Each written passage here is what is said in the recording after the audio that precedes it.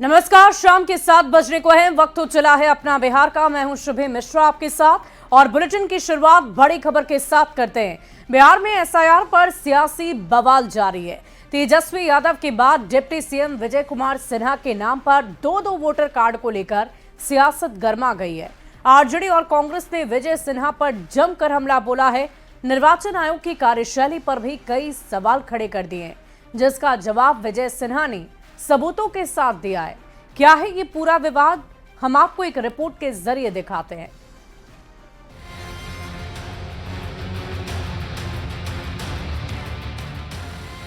बिहार में मतदाता पुनरीक्षण पर सियासी गतिरोध और विरोध दोनों जारी है। सत्ता पक्ष दो वोटर आईडी कार्ड रखने के मामले में तेजस्वी को अब तक जेल भेजने की मांग कर रहा था, लेकिन रविवार को विपक्ष ने एक ऐसा खुलासा किया जिससे पूरे एसआईआर अभियान पर सवाल उठने लगे। कांग्रेस ने प्रेस कॉन्फ्रेंस कर आरोप लगाया है कि डिप्टी सीएम विजय कुमार सिन्हा के नाम पर दो वोटर आईडी कार्ड हैं। पटना के बांकीपुर विधानसभा में और लखीसराय विधानसभा की वोटर लिस्ट में उप मुख्यमंत्री विजय कुमार सिन्हा का नाम शामिल है। पहला है 182 बांकीपुर विधानसभा में और दूसरा हमारे हाथ में है, ये है 168 लखीसराय में। विजय कुमार सिन्हा के नाम पर दो वोटर कार्ड के खुलासे के बाद सियासी हड़कंप मच गया है। आरजेडी और कांग्रेस ने आरोप लगाया है कि विजय सिन्हा के पास 2 एपिक नंबर है। दोनों एपिक नंबर में अलग अलग पता भी है। लखीसराय और बांकीपुर के वोटर लिस्ट में नाम शामिल है।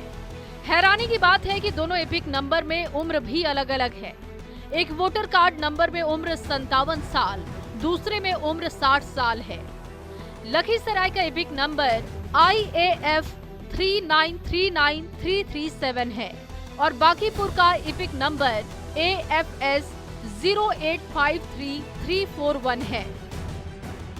बड़े खुलासे के बाद तेजस्वी ने इस मुद्दे को तेजी से लपका। मौका देखते ही निर्वाचन आयोग से सवाल भी पूछ डाला कि क्या आयोग डिप्टी सीएम विजय कुमार सिन्हा को भी नोटिस भेजेगा, जैसे तेजस्वी यादव को भेजा है। यानी लखीसराय में भी इनके पास BLO गया होगा तो इन्होंने हस्ताक्षर किए होंगे और बांकीपुर में भी BLO गया होगा तो ये हस्ताक्षर किए होंगे, तभी ना आया है। सियासी हमला और विवाद बढ़ता देख उप मुख्यमंत्री विजय कुमार सिन्हा सबूतों के साथ मीडिया के सामने आए। 2 वोटर आईडी कार्ड के आरोपों पर विजय कुमार सिन्हा ने सफाई दी और कहा कि अप्रैल 2024 में लखीसराय में नाम जोड़ने के लिए आवेदन दिया था। 2024 में ही बांकीपुर से नाम हटने के लिए आवेदन दिया, लेकिन एसआईआर के बाद पता चला कि बांकीपुर से नाम हटा नहीं है। तो हमने BLO को बुला करके स्वयं फॉर्म भर करके और उनसे रिसीविंग भी लिया है। ये रिसीविंग है। सबूत के तौर पर विजय कुमार सिन्हा ने आवेदन की रिसीविंग भी दिखाई। दावा किया कि 2 जगह नाम होने को लेकर उन्होंने दोबारा आवेदन किया है। बांकीपुर से नाम हटाने के लिए फिर से आवेदन BLO को 5 अगस्त 2025 को दिया था, क्योंकि पटना के बांकीपुर में विजय सिन्हा के पूरे परिवार का नाम था। हालांकि विपक्ष अभी भी ये सवाल पूछ रहा है कि क्या एसआईआर में विजय सिन्हा ने दोनों जगह पर अपना डॉक्यूमेंट जमा किया। आखिरकार ड्राफ्ट वोटर लिस्ट में दोनों जगह नाम कैसे छप गया, इसे लेकर निर्वाचन आयोग की कार्यशैली भी सवालों के घेरे में है। पटना संवाददाता संजय कुमार, अमित कुमार और आनंद अमृतराज के साथ ब्यूरो रिपोर्ट न्यूज 18। आइए बढ़ते हैं अगली खबर की ओर। मुख्यमंत्री नीतीश कुमार ने सामाजिक सुरक्षा पेंशन योजना की किस्त जारी की है। सीएम ने बढ़ी हुई पेंशन राशि की दूसरी किस्त जारी की। 400 की जगह 1100 रुपए खाते में मिलने से बिहार के करोड़ों पेंशनधारी काफी खुश हैं। वे बिहार के मुख्यमंत्री नीतीश कुमार को इस बड़ी सौगात के लिए धन्यवाद दे रहे हैं। ये रिपोर्ट आप देखिए। इंदिरा गांधी राष्ट्रीय विधवा पेंशन योजना अंतर्गत 6,45,000 लाभार्थी और 70 करोड़ रुपए। रविवार का दिन बिहार के करोड़ों पेंशनधारियों के लिए बेहद खास रहा, क्योंकि 1 अरण्य मार्च से मुख्यमंत्री नीतीश कुमार ने बढ़ी हुई पेंशन राशि की दूसरी किश्त जारी की। सीएम की इस बड़ी सौगात से लाभार्थियों के चेहरे खुशी से खिल उठे। ऑनलाइन माध्यम से सामाजिक सुरक्षा पेंशन योजना की किस्त को जारी किया गया। सीएम ने बढ़ी हुई पेंशन की दूसरी किश्त जारी की, जिसे 400 से बढ़ाकर 1100 रुपए किया गया है। लगभग 3 गुना ज्यादा पैसे मिलते ही लोग खुशी से झूम उठे। के खुशी में हम सब बहुत खुश छियै। पहले 400 रुपया में बहुत दिक्कत से काम चलत रहे, अब 1100 रुपया भेल है। हमरा सबके बहुत खुशी के बात है। 400 मिले छला त अब 1100 मिले। मुख्यमंत्री नीतीश कुमार ने लगभग 1 करोड़ 12 लाख से ज्यादा अभ्यर्थियों के खाते में पैसे भेजे। 1247 करोड़ 34 लाख रुपए डीबीटी के जरिए ट्रांसफर डायरेक्ट खाते में भेजे गए, यानी हर लाभुक को 1100 रुपए। समाज कल्याण मंत्री मदन सहनी ने इस बात पर खुशी जाहिर की कि एक ही महीने में नीतीश सरकार ने लगभग 98,000 नए पेंशनधारियों को भी जोड़ा है, जो एक बड़ी संख्या है। कि एक महीना के अंदर में 98,000 लाभुकों की संख्या बढ़ी है। पिछले महीना हम लोग 1 करोड़ 11 लाख कुछ लोगों को डीबीटी किए थे, और इस बार 1 करोड़ 12 लाख से अधिक लोगों को डीबीटी किया गया है। बिहार में सामाजिक सुरक्षा पेंशन योजना के तहत 6 तरह के लाभार्थियों के खाते में पैसे भेजे जाते हैं। इसमें मुख्यमंत्री वृद्धाजन पेंशन योजना, लक्ष्मीबाई सामाजिक सुरक्षा पेंशन योजना, इंदिरा गांधी राष्ट्रीय वृद्धावस्था पेंशन योजना, बिहार विकलांग पेंशन योजना, इंदिरा गांधी राष्ट्रीय विधवा पेंशन योजना और इंदिरा गांधी राष्ट्रीय विकलांग पेंशन योजना के लाभार्थी शामिल हैं। 400 से मिलता रहा तो उतना में गरज ना चलता रहा, अब तो गरज चलता है। 1100 रुपये मिलता है। 1100 रुपया होगा जी। अरे बहुत बड़ा धनबाग बा, मुख्यमंत्री जी 1100 का धन्यवाद, ये से बढ़ के का हुआ। बिहार के पेंशनधारी इसलिए भी गदगद हैं क्योंकि नीतीश सरकार ने 3 गुना पैसे बढ़ाने के साथ साथ तारीख भी तय कर दी है, यानी हर महीने की 10 तारीख तक लाभार्थियों के खाते में किसी भी हाल में पैसे भेजे जाएंगे। लिहाजा ये करोड़ों पेंशनधारियों के लिए सोने पर सुहागा जैसी खुशखबरी है। पटना संवाददाता आनंद अमृतराज, गोपालगंज संवाददाता गोविंद कुमार और दरभंगा से विपिन कुमार दास के साथ ब्यूरो रिपोर्ट न्यूज़ 18। और देखिए, केंद्रीय मंत्री चिराग पासवान ने बड़ा बयान दे डाला है। चिराग ने कहा है कि विपक्ष अभी भी चाहता है कि किसी भी तरह से एनडीए में कोई दरार नजर आए, लेकिन ये दरार दिखने वाली है नहीं। एनडीए एकजुट होकर 225 से अधिक सीटों के लक्ष्य की ओर अग्रसर है। चिराग ने कहा कि विपक्ष के लोग भ्रम फैलाना चाहते हैं। चिराग ने कहा कि जिनको मेरी बातों में बगावत नजर आती है, वो बगावत नहीं है, मेरी चिंता है। ये विपक्ष के लोग इस तरीके का भ्रम फैलाना चाहते हैं कि अगर एनडीए में किसी तरीके की दरार आ जाए तो इनकी राह आसान नहीं, संभव होने लगेगी। 2020 का इन लोगों ने अनुभव देखा कि भैया अगर एनडीए एकजुट ना रहे, आज जो राष्ट्रीय जनता दल जैसे दल अपने आप को सबसे बड़ा दल कहते हैं, भैया कैसे बड़ा दल बने? अगर उस वक्त भी 2020 में एनडीए एकजुट रहता जैसे आज है, कौन सी सीटें ये लोग जीते? उस सीटों को जीते ना जहां पे चिराग पासवान ने अकेले लड़ने का काम किया। उस वक्त भी यूनाइटेड एनडीए के तौर पे हम लोग चुनाव लड़ते तो ये लोग दहाई का आंकड़ा पार करते करते इनकी सांस फूलने लगती। तो आज भी ये लोग यही सपना देख रहे हैं कि एनडीए में किसी तरीके की दरार उत्पन्न हो जाए। इन्होंने जिनको मेरी बातों में बगावत दिखाई देती है, वो बगावत नहीं है, वो मेरी चिंताएं हैं, जो कि समय समय पर मैंने गठबंधन के भीतर रखकर इस बात को सुनिश्चित करने का प्रयास किया कि अगर बिहारियों की चिंताएं हैं तो उसको सम्मान दिया जाना चाहिए। सुशासन बाबू बिहार की जनता ने ऐसे ही उन्हें नहीं कहा, बट हाँ, विपक्ष अभी भी चाहता है कि किसी भी तरीके से एनडीए में कोई दरार दिखे। ये दरार दिखने वाली नहीं है। एनडीए एकजुट होकर 225 सीटें जीतने के लक्ष्य के साथ अग्रसर हो रहा है और परिणामों के बाद आप देखिएगा कि एनडीए एक ऐतिहासिक जीत के साथ सरकार बना रहा है। और बिहार के मुख्यमंत्री नीतीश कुमार के बेटे निशांत कुमार के राजनीति में आने को लेकर एक बार फिर से सरगर्मी काफी तेज है। निशांत को सक्रिय राजनीति में लाने की मांग को लेकर जेडीयू कार्यकर्ताओं ने पटना में निशांत संवाद कार्यक्रम का आयोजन किया। जेडीयू कार्यकर्ताओं ने निशांत कुमार से सक्रिय राजनीति में आने की अपील की है। संवाद जो है, निशांत बाबू जो बोले हैं उन्हीं का संवाद के लिए बताया गया है। तो क्या चाहते हैं आप लोग इस तरह के जो बैनर बात के ही थ्रू हम लोग चैनल के मार्फत से बताना चाहते हैं, माध्यम से, जो माननीय निशांत बाबू पार्टी में आवे और संगठन में काम करें, इसी के लिए हम लोग प्रोग्राम चाहते हैं कि निशांत राजनीति में आ जाए। जी आ जाए। हमारे जो निशांत कुमार जी हैं जस्ट लाइक उत्प्रेरक, हम चाहते हैं कि उत्प्रेरक के रूप में हमारे पार्टी में वो ज्वाइन करें और युवाओं के बीच में जो थोड़ा सा हम लोग का जो नीतीश कुमार जी का जो व्यक्तित्व है उस वही व्यक्तित्व उनमें हम देखते हैं। नाम क्या है? वरुण कुमार सिंह अधिवक्ता। बिल्कुल। अच्छा ये बताइए, क्या लगता है कि निशांत के राजनीति में आने से जेडीयू को फायदा मिलेगा? बहुत फायदा मिलेगा, बहुत ही ज्यादा फायदा मिलेगा और हम लोग निशांत जी के इंतजार कर रहे हैं, वो जेडीयू आए, संगठन ज्वाइन करें। हम नहीं चाहते हैं कि वो आए मुख्यमंत्री जी उनको मुख्यमंत्री बना दे, नहीं, हम लोग चाहते हैं कि हम लोग के बीच में काम करें, उनको आने से हम लोग। और मंत्री संतोष कुमार सुमन ने सीएम नीतीश के बेटे निशांत के राजनीति में आने की अटकलों पर बयान दे डाला है। संतोष कुमार सुमन ने कहा कि निशांत को सक्रिय राजनीति में आना चाहिए, अगर वो ऐसा करते हैं उनका पार्टी स्वागत करेगी। की पार्टी और मेरा व्यक्तिगत राय है कि कोई भी व्यक्ति राजनीति में आना चाहता है तो उसका हम स्वागत करेंगे। कोई भी नया युवा आना चाहता है तो निश्चित तौर पर नयापन आएगा बिहार में। वो माननीय नीतीश कुमार जी माननीय मुख्यमंत्री जी के बेटे हैं, उनको राजनीति धरोहर मिला है, उनको विरासत में मिला है और हम समझते हैं जिस कार्य कुशलता से माननीय मुख्यमंत्री 20 साल से बिहार में सुशासन का राज कर रहे हैं, निश्चित तौर पर उनके बेटे में भी वो क्षमता होगी। लेकिन ये उनका व्यक्तिगत राय है, अगर वो आना चाहते हैं तो हम स्वागत करते हैं। और इधर आरा में डिज्नीलैंड मेले में मातम पसर गया है। ड्रैगन ट्रेन की बोगी टूटने के बाद एक बच्ची की मौत हो गई, 3 लोग गंभीर रूप से घायल हो गए और इस हादसे के बाद कई संगीन सवाल उठ रहे हैं। वहीं आरा के एसडीओ ने इस पूरे मामले की जांच पड़ताल कर कानूनी कार्रवाई की बात कही है। ये रिपोर्ट आप देखिए।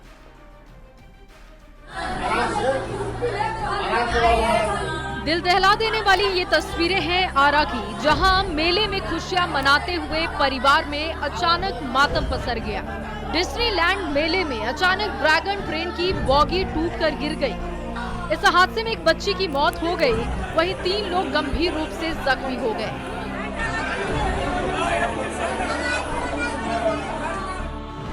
जगदीशपुर के संत बरहना महिला कॉलेज के मैदान में लगे डिज्नीलैंड मेले में हादसे के बाद सन्नाटा पसर गया। हादसे के बाद मेले में चीख पुकार मच गई। घटना के बाद न्यूज 18 की टीम ग्राउंड जीरो पर पहुंची। इस हादसे में मेला प्रबंधक की बड़ी लापरवाही देखने को मिली। जगदीशपुर थाना क्षेत्र का ये देखिए डिज्नीलैंड मेला है, जो कि जगदीशपुर संत बरहना महिला कॉलेज के ये मैदान में लगा हुआ है।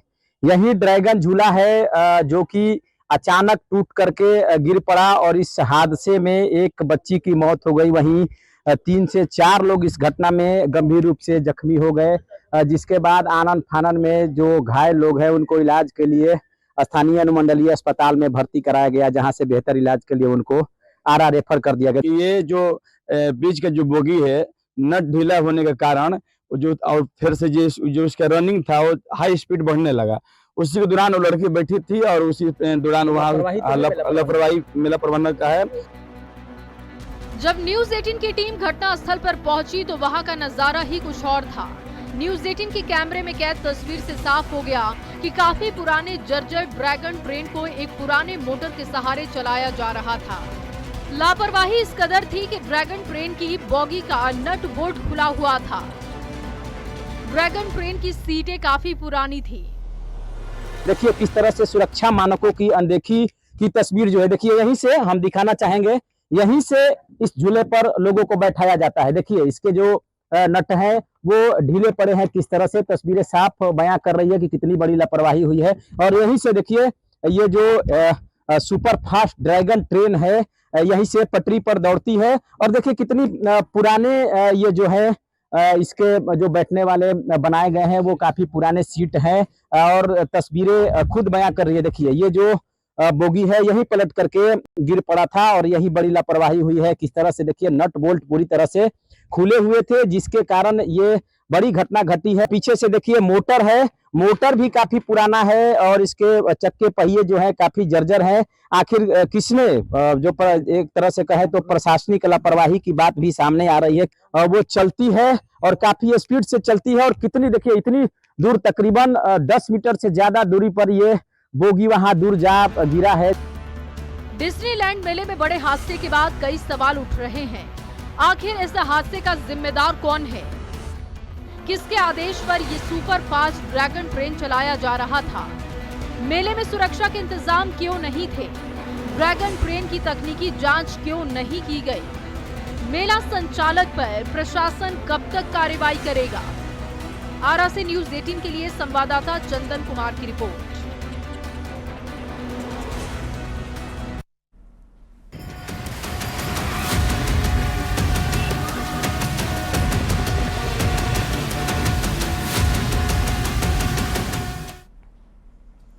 और इस बीच एक बड़ी खबर आपको बेगूसराय से बताएं। गंगा के उफान से बाढ़ से तबाही मच गई है। अलग अलग जगहों पर डूबने से 7 लोगों के मौत की खबर है। बड़ी खबर आपको बता रहे हैं, बाढ़ का कहर देखा जा रहा है जगह जगह पर। बेगूसराय से ये बड़ी जानकारी आ रही है। गंगा के उफान से बाढ़ ने तबाही मचा रखी है। अलग अलग जगहों पर 7 लोगों के डूबने की मौत की खबर सामने आई है। इस वक्त की बड़ी खबर बेगूसराय से आपको बता रहे हैं। आपको बता दें कि बाढ़ की त्रासदी का दंश हर वर्ष बिहार वासी झेलते हैं और इस बार भी स्थिति कुछ ऐसी ही नजर आ रही है। और देखिए, बिहार में भारी बारिश के बाद बाढ़ से हालात काफी भयावह हो गए। उफनती नदियों से लोगों की जान आफत में आ गई है। कटाव से कोहराम मचा हुआ है और घरों में पानी घुसने के बाद लोग पलायन करने को विवश हो गए। ये रिपोर्ट आप देखिए।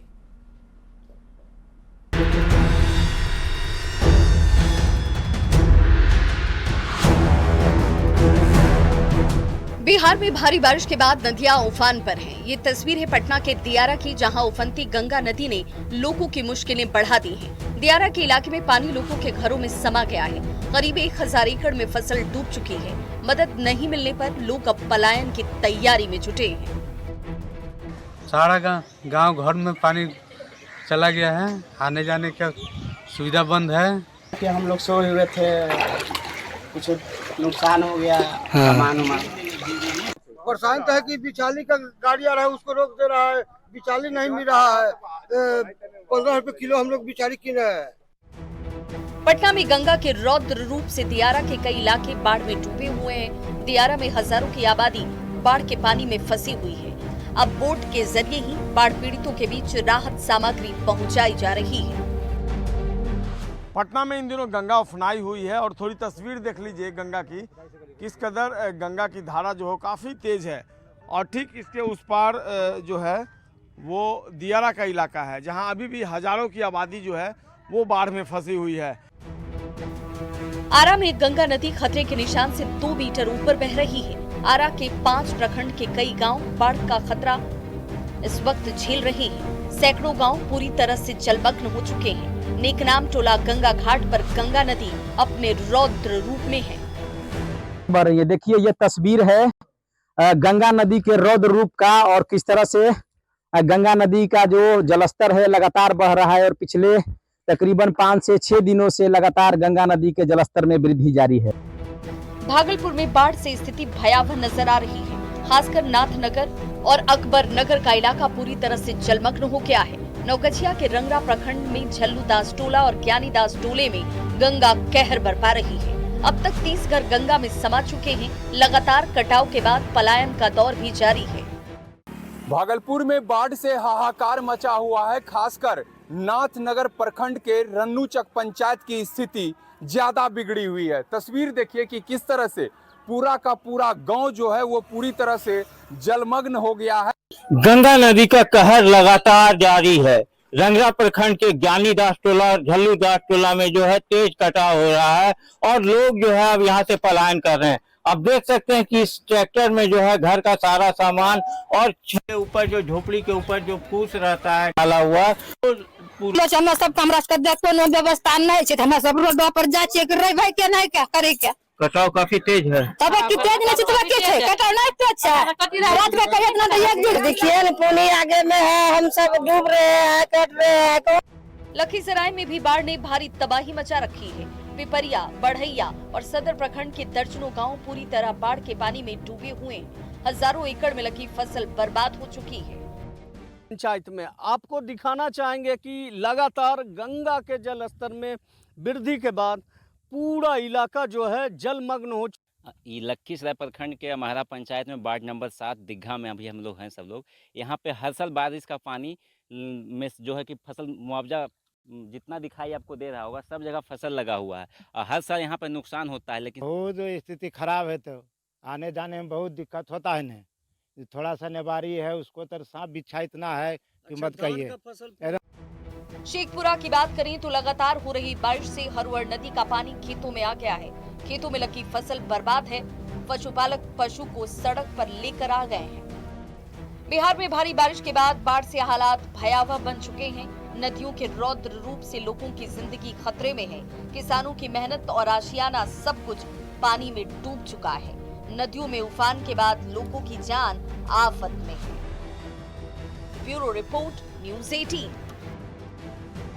और देखिए, बिहार में चौथे चरण की शिक्षक बहाली की प्रक्रिया काफी तेज हो गई है। 2 चरणों में 1,12,000 से ज्यादा पदों पर शिक्षा विभाग शिक्षकों की नियुक्ति करेगा और अब तक शिक्षा विभाग को विभिन्न जिलों से 63,000 से अधिक रिक्तियां मिल चुकी है। शिक्षा विभाग की अगर माने तो सरकार के स्तर पर चौथे चरण की शिक्षक नियुक्ति परीक्षा जल्द शुरू करने के निर्देश दिए जा रहे हैं। शिक्षकों की बहाली को लेकर और अधिक जानकारी दे रहे हैं न्यूज़ 18 संवाददाता संजय कुमार।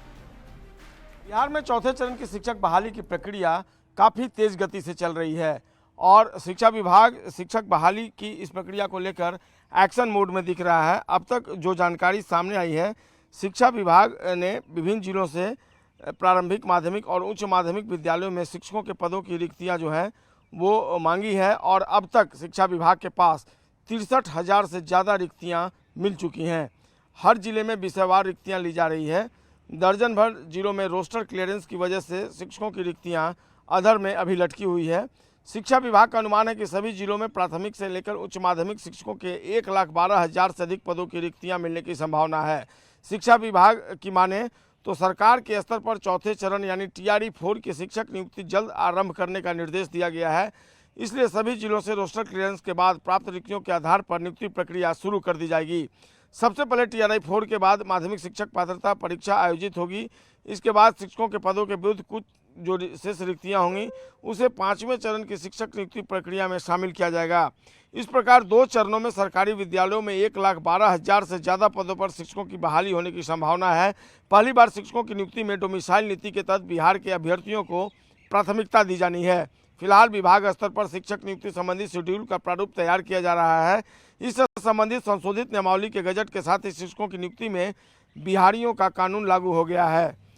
बिहार राज्य विद्यालय अध्यापक जो नियुक्ति, स्थानांतरण, अनुशासनिक कार्रवाई एवं सेवा शर्त नियमावली 2023 है, उसमें संशोधन के माध्यम से यह प्रावधान किया गया है कि विद्यालय अध्यापक के पद पर नियुक्ति हेतु कुल रिक्त पदों का 40% बिहार राज्य के अंदर अवस्थित शैक्षणिक संस्थानों में मैट्रिक अथवा इंटरमीडिएट उत्तीर्ण अभ्यर्थियों द्वारा भरा जाएगा। इसके बाद 40% रिक्तियों के विरुद्ध तदनुसार योग्य अभ्यर्थी उपलब्ध अगर नहीं होने पर उनकी जो शेष 60% रिक्तियाँ होंगी उनके लिए अर्हता प्राप्त कोटि के योग्य उम्मीदवारों से खाली सीटों को भरा जाएगा। तो निश्चित तौर पर एक बड़ी पहल अब शिक्षा विभाग ने शुरू कर दी है और निश्चित तौर पर अब आने वाले दिनों में जो शिक्षक बहाली की प्रक्रिया शुरू होगी तो बिहार के बेरोजगार युवकों के लिए एक बड़ी सौगात होगी ये बिहार सरकार की तरफ से, जब वे सरकारी शिक्षक, वो भी BPSC का शिक्षक बनने का सपना पूरा कर सकेंगे। कैमरा पर्सन मनीष जुनेजा के साथ संजय कुमार, न्यूज़ 18 पटना। और देखिए, बिहार में जल्द ही TRE 4 की वैकेंसी निकलने वाली है। वहीं हजारों अभ्यर्थी उम्र सीमा खत्म होने की वजह से अब शिक्षक बनने से वंचित रह जाएंगे। अभ्यर्थी अब सरकार से उम्र सीमा में 10 साल की बढ़ोतरी की मांग की है। अभ्यर्थियों ने 15 अगस्त तक मांग पूरी नहीं होने आंदोलन की चेतावनी दे डाली है। अभ्यर्थियों से बातचीत की है न्यूज़ 18 संवाददाता रजनीश कुमार ने। बिहार में जल्द ही TRE 4 का विज्ञापन जारी होने वाला है और सरकार तैयारी में जुट गई है, लेकिन हजारों अभ्यर्थी ऐसे हैं जिनकी उम्र सीमा खत्म हो गई है और अब वो शिक्षक नहीं बन सकेंगे। ऐसे में सभी राजधानी पटना पहुंचे हैं और पटना से सीधे देख सकते हैं न्यूज़ 18 के दफ्तर पहुंच गए हैं और यहां से CM नीतीश कुमार के साथ साथ शिक्षा विभाग के ACS S सिद्धार्थ से गुहार लगा रहे हैं कि उम्र सीमा में 10 वर्ष की छूट दी जाए और इसके साथ साथ अल्टीमेटम भी दे रहे हैं कि 15 अगस्त तक अगर मांगे पूरी नहीं होती है तो उसके बाद ये लोग पटना की सड़कों पर आंदोलन करेंगे। हम सभी शिक्षक अभ्यर्थियों का एक ही मांग है बिहार के माननीय नीतीश कुमार जी हम लोगों को अधिकतम उम्र में, जितने भी शिक्षक अभ्यर्थी हैं उनके अधिकतम उम्र में 10 वर्षों की छूट दे दें। हम लोग सिर्फ यही मांग कर रहे हैं, दूसरा कोई मांग नहीं है हम लोगों की। बस 10 वर्ष की छूट दे करके हम जितने भी अभ्यर्थी हैं, शिक्षक अभ्यर्थी, वो जिस भी विभाग से, जिस भी से हो, बट उन लोगों को जो है सो 10 वर्ष की छूट दे करके हम लोगों को कृतार्थ करें। यह एक नम्र निवेदन है। हम देखिए, अगर 15 अगस्त तक हमारे माननीय मुख्यमंत्री जी के द्वारा हम लोगों का मान अगर नहीं माना जाता है तो हम गांधी मैदान से लेकर के सचिवालय तक हम लोग पूरा धरना प्रदर्शन देंगे। तो अभी 10 साल उम्र सीमा बढ़ाने की मांग कर रहे हैं ये लोग, क्योंकि 10 वर्ष की अगर छूट मिल जाती है तो हजारों अभ्यर्थियों को एक तरह से समझिए कि उनका सपना भी साकार हो सकता है। और डोमिसाइल भी बिहार में लागू हो गया है, ऐसे में उम्मीदें बढ़ गई है, क्योंकि जब डोमिसाइल लागू नहीं था तब ये लोग अभ्यर्थी थे, उस वक्त कुछ नंबर से ये लोग छूट गए थे और शिक्षक नहीं बन सके थे। लेकिन फिर से TRE 4 में मौका मिलने वाला है। लेकिन अगर 10 वर्ष की छूट मिल जाए तो ये लोग शिक्षक बन सकते हैं। अगर सरकार चाहेगी तो ये लोग शिक्षक बनेंगे, अगर नहीं चाहेगी तो निश्चित रूप से ये लोग फिर से शिक्षक बनने से वंचित रह जाएंगे। कैमरामैन सुबोध के साथ रजनीश कुमार, न्यूज 18 पटना। वहीं आरजेडी विधायक रीतलाल यादव का बिजनेस पार्टनर सुनील कुमार उर्फ सुनील महाजन को गिरफ्तार कर लिया गया है। बिहार पुलिस के एसटीएफ ने एक बड़ी कार्रवाई करते हुए रंगदारी मांगने के आरोप में सुनील को गिरफ्तार किया है। आपको बता दें कि इसी साल 10 अप्रैल को उस पर बिल्डर गौरव कुमार से 50 लाख की रंगदारी मांगने का केस खगौल थाने में दर्ज हुआ। केस दर्ज होने के बाद से मौके से फरार चल रहा था। शनिवार को जैसे ही सूचना मिली कि वो अपने घर आया है, पुलिस टीम ने वहां छापेमारी कर उसे गिरफ्तार कर लिया है। पुलिस जब सुनील के घर पर पहुंची तो वहां पर मौजूद महिलाओं ने रोक लिया। पुलिस टीम ने महिलाओं से सहयोग करने को कहा और रोकने के बावजूद पुलिस दूसरे तल्ले पर पहुंच गई। सुनील वहीं था और उसके बाद पुलिस ने उसे गिरफ्तार करने के बाद वहां से लेकर वो रवाना हो गए। आपको बता दें कि इसी मामले में रीतलाल अभी भागलपुर जेल में बंद है, कैद है।